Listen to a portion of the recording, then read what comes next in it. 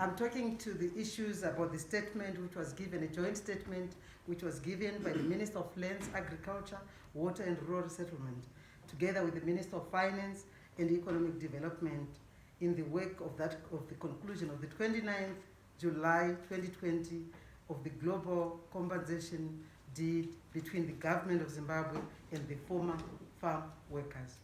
And I would like to say there's absolutely nothing which should be misinterpreted from this agreement. It's very clear. It's not a form of land reversal. Land reform came and it has gone. What Zimbabwe wants is now increased agricultural productivity. That's what we want. So going forward, the government's highest priority in agriculture is to increase production and productivity through the collaborative efforts of all Zimbabweans.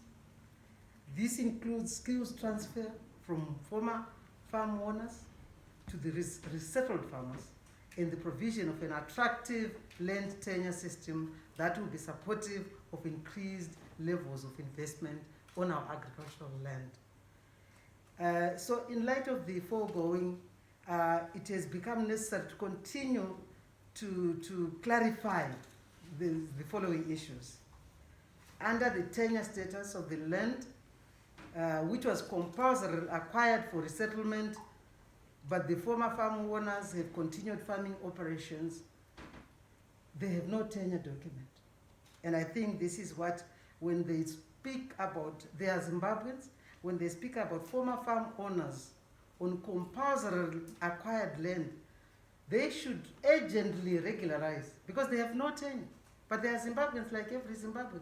They will go the process through of applying, or if it's a letter or offer letter or a 99-year lease.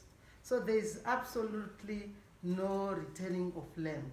This agreement is talking to the compensation of developments which were done on those farms. And also just to talk on the entitlement to compensation for both land and improvements. Under that title, the only former farm owners who are being looked at are indigenous Zimbabweans. And I want that very clear. Indigenous Zimbabweans whose farms may have been taken, or citizens of countries which had ratified BIPAs, the Bilateral Investment Protection and Promotion Agreements. So this has got to be made very clear. The agreement is talking to compensation of improvements on the farms and not land. I hope I'm clear. I hope everybody understands that there is no land reversal in Zimbabwe. This compensation of improvements on the farms is in our constitution, which was endorsed in 2013.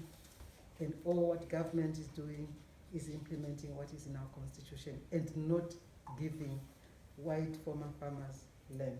I thank you.